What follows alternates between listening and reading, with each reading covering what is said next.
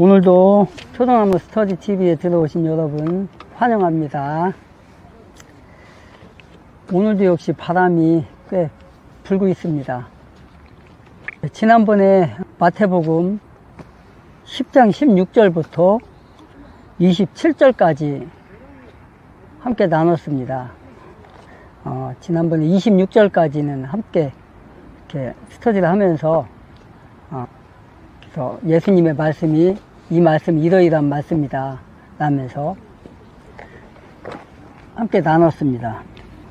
그래서 오늘은 27절 말씀을 나누게 될 텐데, 지난번에는 16절 우리가 하면서 내가 너희를 보내는 가운데 양들을 이리들 가운데 보내는 것과 같다 이렇게 말을 했죠. 그 말씀은 세상에 너희들을 보내는 데 있어서 양이 세상에 보호자 없이 내놓은 것 같이 이렇게, 그래서 그 양들이 사나운 짐승들에게 상족들에게 잡혀 먹을까 염려한다 그렇게 말씀을 하셨어요. 이리들 가운데로 보내는 것 같다라고, 세상으로 보내는 것이 그 이리들 가운데로 보내는 것 같은 그런 부담감을 가지고 있다라고 말씀을 했습니다. 그래서 이제 그 이리들은 자기보다 약한 짐승들, 그러니까 뭐 예를 들어서 뭐 토끼라든가, 토끼도 잡아먹고 사슴도 잡아먹고 원숭이도 잡아먹고 그러죠. 그 호랑이나 표범이나 사자들 같은 경우가 그렇게 하죠. 그리고 이 표범 같은 경우는 그 보면은 고슴도치 있잖아요. 고슴도치도 잡아먹는 걸 봤어요. 그 가시가 막 있는 고슴도치를 발로다 탁탁탁탁 쳐가면서 이렇게 하면서 그 주둥이에 막 고슴도치의 그 가시가 막 찔리는, 그래서 피가 흘리는, 그러면서도 끝까지 그 고슴도치를 잡아먹는 걸 봤어요. 그 정도로 예수님께서 제자들을 세상으로 보냄에 있어서 부담감을 갖고 있다는 거예요. 세상에 나가면 고슴도치가 그 사자의 그 표범의 그 입술을 막 가시로 찌르는 그런 상황이 돌아올 것이다. 그럼에도 불구하고 너는 내가 너희들을 세상에 보낸다, 양을 보내는 것처럼 부담감을 가지고 보내니까 가서, 그러면서 뭐라 하겠어요?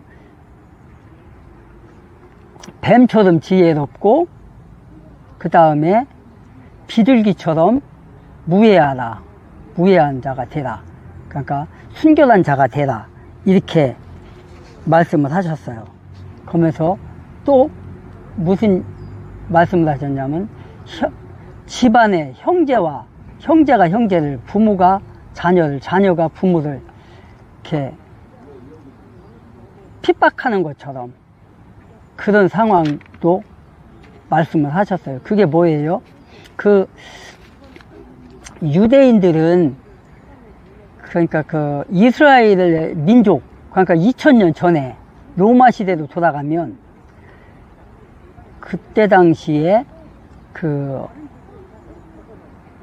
2000년대에, 아니 2000년 그 예수님 시절 때는 어떤 상황이 벌어졌었냐면, 이스라엘이라는 나라에 유대교에 속해 있지 않는 사람들, 유대교를 믿지 않는 사람들은 그 그룹에서 쫓겨나. 그럼 어떻게 되는 거예요? 그 집단에서 쫓겨난다는 말은 어디에 취직할 곳이 없다는 걸 얘기하는 거예요. 굶어 죽을 수밖에 없어요. 직장에 취직을 못하니까, 유대교에 속하지 않으면. 그러니까 예수를 믿는다는 거는 참 힘든 상황이에요, 그게. 그래서 지금 이런 말이 나온 거예요. 그래서 아버지가 예를 들어 예수를 믿게 된다, 자녀가 예수를 믿게 된다, 형제가 예수를 믿게 된다면 그 유대인들에 속해 있는 그 그룹에서 쫓겨나야 되는데, 그 다음에 직장애를 취직을 못해요. 그냥 굶어 죽을 수밖에 없는 거예요. 그래서 이런 말이 나온 거예요. 그래서 형제가 내 부모일지라도, 형제일지라도 예수를 못 믿게 하는 거예요. 그래서 우리나라에 그런 말이 있잖아요. 부모와 자식이 인연을 끊겠다, 호적에서 판다, 막 그런 말 있잖아요. 막 그게 이제 극한 상황 속에서 그런 말이 나오는데, 천륜을 끊는다, 그런 말을 하잖아요. 천륜을 끊는다. 천륜이라는 게 사실상 천륜은 맞지가 않아요. 인륜이죠, 인륜.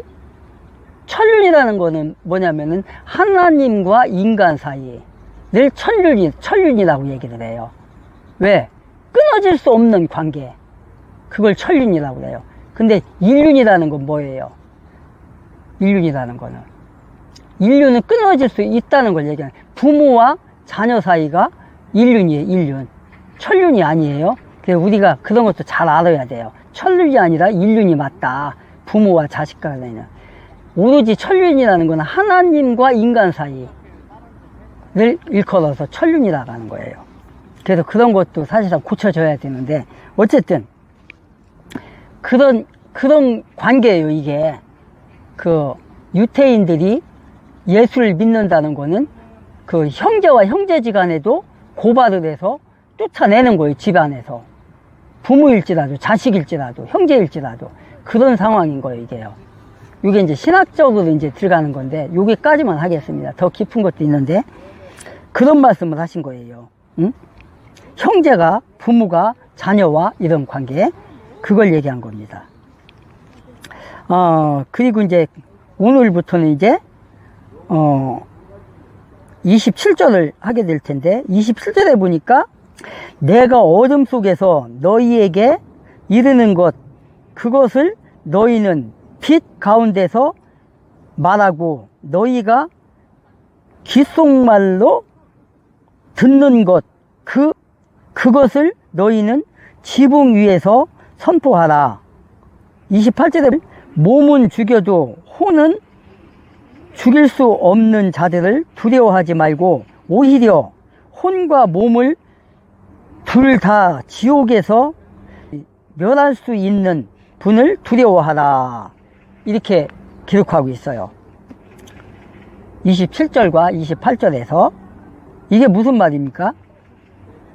이게 예수님께서 내가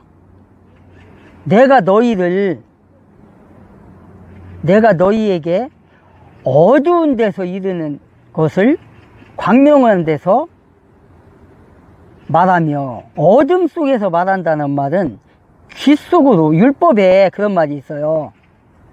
귓속으로 듣는 것은 그 유대 랍비들이 제자들에게 율법을 가르칠 때 귓속말로 전달했던 풍습을 예수님께서 말씀하신 거예요, 지금. 그래서 그 풍습대로 말로서 여기는 것뿐만 아니라 그것이 바로 어두운 데에서 이르는 것이란 그런 표현을 지금 쓴 거예요. 그래서 예수께서 이때껏 제자들에게 은밀하게 전해왔던 것들 뭐였죠? 예수님께서 이 땅에 오셔서 제자들에게 처음엔 어떻게 했어요?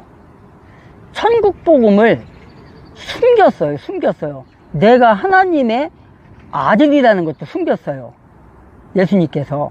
그러면서 제자들에게만 살짝살짝 비밀리에 얘기를 했어요. 그게 왜 그래요? 때가 아직 안 됐다는 걸 얘기하는 거예요, 때가. 그래서 지금 어둠 속에서 너희에게 이르는 것이 귓속말로 이르는 것과 같다. 그래서 이런 표현을 쓴 거예요. 그러니까 예수님께서는 제자들에게 처음에는 내가 하나님의 아들이라는 것, 내가 하나님이라는 걸 세상 사람들에게 알리지 말라. 아직은 때가 안 됐다. 그런 거예요. 그래서 비밀리에 은밀하게 복음을 말해왔던 거예요. 그런데 이제는 뭐라고 그래요? 그 비밀을 이제는 너희들이 가서 어디 가서 세상에 가서 이제는 세상에 들어가라. 세상에 들어가서 광명한 데서 말하고 정말 찬란한 데 가서 말해라. 이제부터는 하나님의 아들을, 하나님의 복음을 전해라. 이제 때가 왔다. 지금 그 말인 거예요, 지금. 그래서 은밀한 데서 행해왔던 것을 이제는 귓 속으로만 말해왔던 것을 이제는 세상에 드러내라. 광명한 곳에서, 응? 말해라. 집 위에서 전파되었던 것을 이제는 그 말들을 밖에 나가서 이제 은밀하게 하지 말고 떳떳하게, 자신있게, 담대하게 광명한 그 빛, 예수의 복음 전하라. 이제부터는 지금 그 말인 거예요, 지금 이게. 그래서 16절을 다시 한번 본다면, 그러므로 그들을 두려워하지 말라. 덮어둔 것 중에서 드러나지 아니할 것이 없다. 숨겨둔 것 중에서 알려지지 아니할 것이 없다라고 26절에서 말하고 있잖아요. 바로 이제 이것을 얘기하는 거예요. 지금까지는 숨겨놨고, 지금까지는 덮어놨지만, 드러나지 않았지만, 은밀하게 했지만, 이제부터는 너희들이 세상에 나가서 하나님의 왕국에 관한 걸 전하라. 복음을 전하라. 지금 그렇게 지금 얘기하고 있는 거예요. 그래서 가면서 여기 뭐라고 돼요? 27절에 중간에 보니까 지붕 위에서 선포하라. 지붕 위에서. 자, 이 말은 무슨 말이냐면은, 당시에 유대를 비롯해서 그 지방의 건축 방식에 있어서 보통 지붕이 어떻게 돼 있었어요? 평평하게 지어진 그 옥상. 그러니까 지금 우리 옛날 집에 보면 이렇게 뭐라 가야 되나? 그것도 뭐라 가지? 용아리를 맨다 가지? 용아리를 튼다 가잖아요. 초가집은. 그런 이스라엘이라는 그 나라의 집이 그런 집이 아니었다는 거예요. 평평하게 이렇게.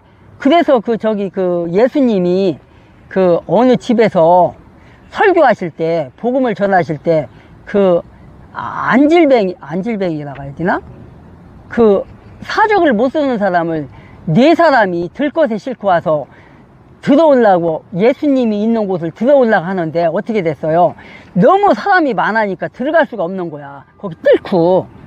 설되면은 왜 많은 사람들이 막 그냥 그 지도자를 보려고, 그 후보자를 보려고 막 이렇게 많은 사람들이 몰려들잖아요. 그러면 그 후보자를 보기가 너무 힘든 거예요. 왜? 많은 무리들이 몰려 있으니까. 그런 걸 생각하면 돼요. 그러니까 예수님이 설교하실 때 그렇게 많은 사람들이 있었다는 거예요. 그 집에서 설교하실 때. 그러니까 그 안질뱅이를 들것에 싣고 왔는데, 고쳐달라고 들것에 싣고 왔는데, 제자들이 너무 많아가지고 사람들이 그냥 못 들어가니까 지붕 위로 올라가 버린 거야. 지붕 위로 올라가서 지붕을 뜯었다고 얘기를 한단 말이에요. 근데 그 지붕이 바로 이스라엘이라는 나라의 당시의 지붕이 그런 식으로 되어 있어서 펀펀하게. 그래서 그 지붕을 뜯고 거기로 밧줄을 달아서, 4구퉁이를 달아서 그 환자를 예수님이 있는 글리 내려보냈던 거예요. 그게. 그래서 너희들의 믿음을 보고 그 환자를 고쳐준 거잖아요. 그렇게 생각하면 돼요. 그게 옛날 그 이스라엘이라는 그 건축하는 그 방식이 그런 거였다라는 거예요. 그래서 이 지붕은 여러 가지 용도로 사용을 했다는 거예요. 이게 이제 그 성경에 보면은 사무엘 하에 이제 그게 나오거든요. 사무엘 하 11장 2절에 보면, 저녁 때에 다윗이 자기 침상에서 일어나 왕의 지붕 위에서 거닐다가 한 여인이 목욕하는 것을 지붕에서 봤는데, 그 여인이 보기에 매우 아름다움을 이렇게 돼 있어요. 자, 지붕 위에서 다윗이 거닐었다고 그랬어요. 거닐었다. 그러면은 옛날 우리 아까 방금 얘기했던 것처럼 용트름이 이렇게 비트만 거기를 걸을 수 있나요? 못 걸어요. 그러니까 펑퍼짐했다는 거예요. 펑퍼짐했다는 거. 다윗이 이렇게 걸어갔다고 했잖아요. 거닐었다고. 지금 우리 지금 세상에 짓는 건물들은 다 펑퍼짐하죠. 쇠면 공구들이 해갖고 지금 다 펑퍼짐하잖아요. 옛날에 그렇게 돼 있었다는 걸 얘기하는 거예요. 그래서 지금 그것을 상징하는 게 바로 그거다. 그리고 신약에 와서 신약에 보면 신약서 사도행전 10장에 보면은 10장 9절에 보면 뭐라고 되어 있냐면은 이튿날 그들이 계속 길을 가다가 그 도시에 가까이 이르렀을 때에 베드로는 기도하려고 6시쯤 지붕에 올라가니라 이렇게 되어 있어요. 지붕에 올라가니라. 베드로가 지붕에 올라가니라 이렇게 되어 있어요. 지붕에 올라간다는 말은 뭐예요? 판판했다 이렇게. 응? 그 얘기인 거죠. 이랬다는 거예요. 그래서 귓속말로 지붕 위에서 선포하라. 이 말은 뭐예요? 지붕 위에서 선포하라는 말은 더 이상 숨기지 않겠다는 걸 얘기하는 거예요. 드러내겠다는 걸 얘기하는 거잖아요. 지금 지붕 위에서라는 말이 지금 그 말인 거예요. 그래서 따라서 지붕은 여러 가지 용도로 사용되었다는 것을 말하고 있습니다. 특히 뭐예요? 여기서 그 위에 올라가서 말을 할 경우에 음성 전달이 뭐예요? 효과적이다.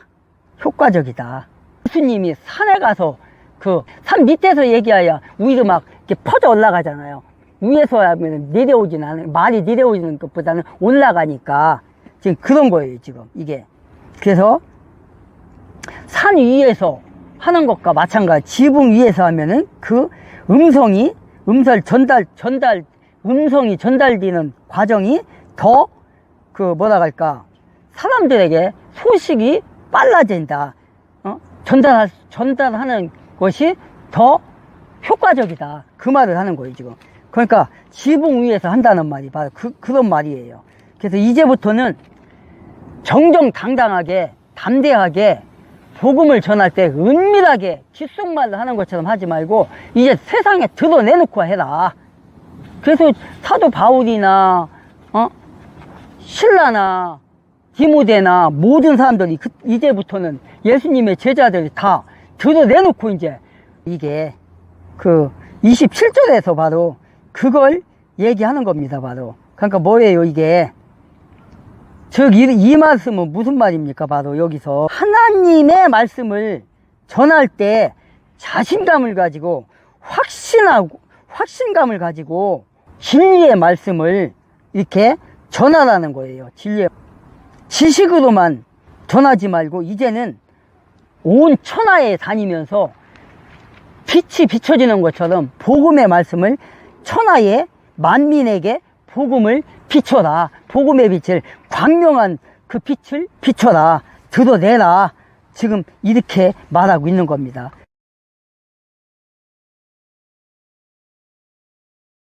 그리고 28절에서 뭐라고 하고 있어요? 28절에서 몸은 죽여도 혼은 죽일 수 없는 자들을 두려워하지 말라. 지금 여기서 그렇게 말하고 있어요. 두려워하지 말고 오히려 혼과 몸을 둘 다 지옥에 넣을 수 있는 분을 두려워하라. 그분을 두려워하라. 이게 무슨 말이에요? 예수께서 제자들에게 몸은 죽여도 영혼은 죽이지 못하는 사람은 더 이상 너희들이 그 사람들을 두려워하지 말라. 이 말은 목숨을 위협하고 협박하는 자들을 두려워하지 말고 오직 뭐라는 거예요? 오직 너희 몸과 영혼을 능히 지옥에 보낼 수 있는 분이 누구예요? 하나님이라는 거예요. 예수님이라는 거예요. 그러니까 그런 분을 두려워하라. 세상 사람들은 너희들의 몸을 죽일 수는 있다. 그러나 너희들의 영혼을 지옥 보낼 수는 없다. 그러니까 그냥 누구만 보낸다는 거예요? 하나님만 보낸다는 거예요. 하나님만. 응? 오히려 혼과 몸을 둘 다 지옥에 멸할 수 있는 분을 두려워하라.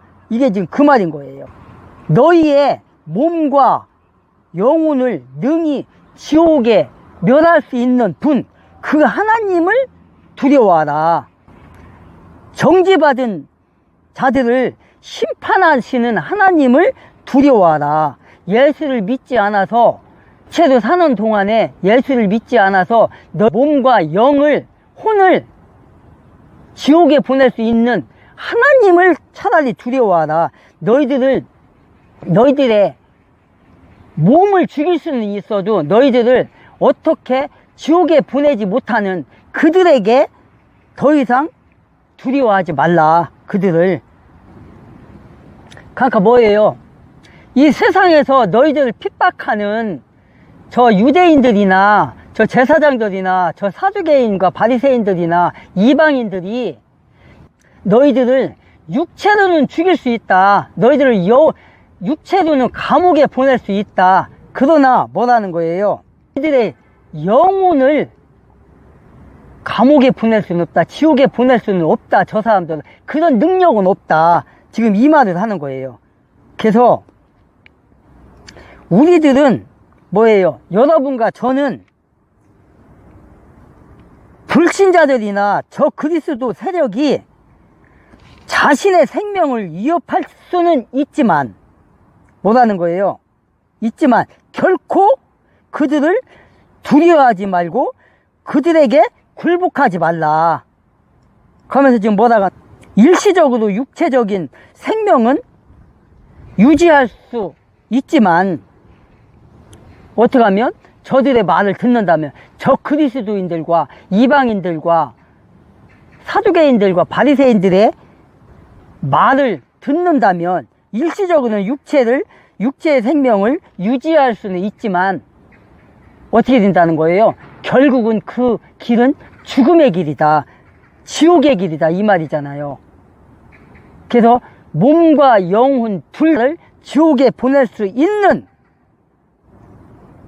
너희들의 영혼을, 너희들의 육체를 지옥에 보낼 수 있는 그 하나님, 멸하시는 그 하나님의 심판을 두려워해라. 지금 이 말인 거예요. 지금.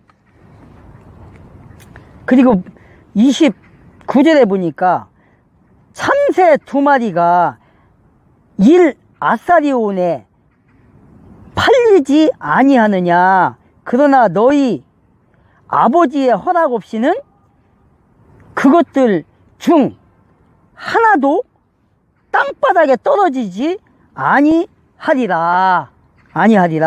30절에 보니까 더욱이 아버지께서 너희 머리털까지도 다 세셨나니.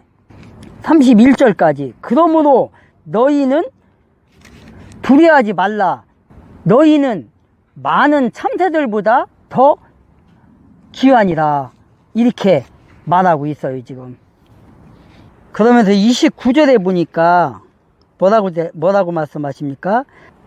참새 2마리가 아사리온에 팔리지 아니하느냐. 아버지께서 너희 머리털까지도 세신 바 되신다. 31절에 이렇게 말하고 있어요. 하찮은, 하나님께서 뭐라고 그래요 지금? 예수께서 뭐라고 해요? 하찮은 참새 1마리도 팔려가는 것이, 땅에 떨어지는 것이 하나님의 허락이 없으면 그런 일이 안 일어난다고 지금 말씀하셔요. 그러니까 뭐예요? 하찮은 참새까지도 신경을 쓰는 하나님이라는 거예요. 이 말은. 근데 하물며 하나님께서 창조하신 영장물인 인간을, 나의 자녀를, 나의 백성을 죽이는데 내어 주겠느냐, 팔려가는데 내어 주겠느냐, 이 말인 거잖아요. 자, 그러면은 여기 지금 아사리온이라고 했잖아요. 아사리온. 도대체 아사리온이면은 어느 정도의 값인가? 하나님께서 참새 한 마리가 한 아사리온에 팔려가는 것도 허락지 않으면 안 된다고 했을까? 자, 이 말은 무슨 말씀이냐면, 1달란트가 있고요, 1데나리온이 있고요, 아사리온이 있어요.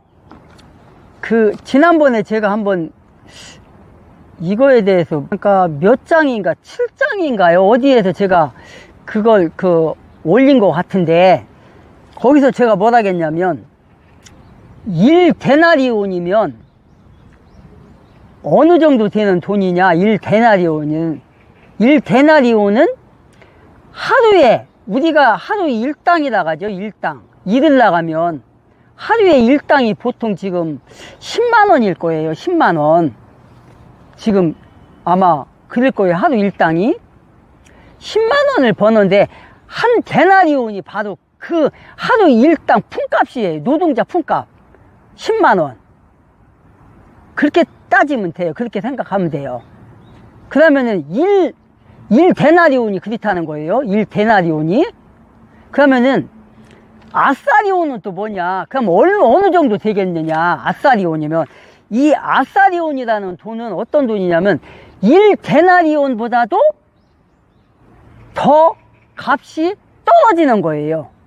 그러면은, 아니, 1아사리온은 어느 정도 값이냐? 1데나리온이 하루 노동자 일당 10만원인. 제가 국민학교 다닐 때는 국민학교라고 그랬습니다. 그때는 국민학교였어요, 제가. 근데 최근 언젠가요? 이 초등학교로 바뀌었어요. 그래서 저는 가끔 방송할 때 제가 국민학교라고 방송하면 댓글이 올라와요. 이상우 기자는 거 초등학교로 바뀌었어요. 그래서 난 왜 바뀌었는지 몰랐어요. 그랬더니 그 국민학교라고 하는 명칭이 일제시대에 일본 사람이 만들어준 명칭이라는 거예요. 그래서 초등학교로 바꿨대. 나는 아무리 생각해도 나는 초등학교보다 국민학교가 좋은데. 근데 여러분, 교과서 문제연구소의 김병현 소장이 어제 페이스북에 이런 글을 올리셨습니다. 보여드릴게요. 이게 교과서 문제연구소장인 김병헌 소장이 올린 사진과 글이에요. 여기 보면 초등학교 이거는 1935년 12월 4일 조선신문 기사를 사진 찍은 겁니다. 12월 4일 조선신문. 여기 제목이 뭐냐면 초등학교장 조선신궁 참배예요. 그러면 일제강점기 때 명칭이 초등학교였어요. 그때 명칭이 초등학교였어요. 나중에 해방 뒤에 이제 바꾼 거예요. 초등학교를 우리나라 정부에서 국민학교로 바꾼 거예요. 그럼 그대로 내버려 뒀었어야지. 그런데 그게 국민학교는 저기 일본 사람들이 만들어준 거니까 초등학교로 다시 바꾼다. 김병현 교과서문제연구소장이 뭐라고 여기다가 글을 쓰셨냐?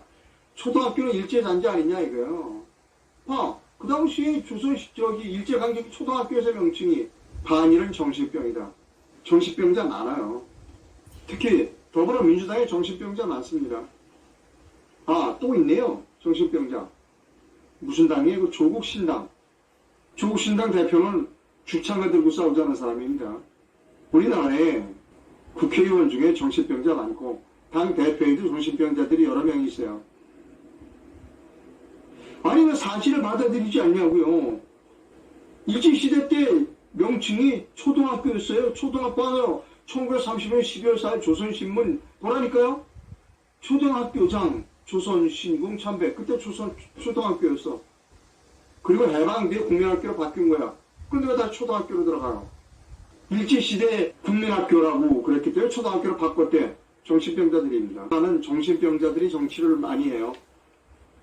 제일 많이 정신병자 모인 데가 제1야당입니다. 200명 가깝게 모여있어요, 거기. 큰일 났습니다, 여러분. 기록에. 왜 기록을 안 믿느냐고요.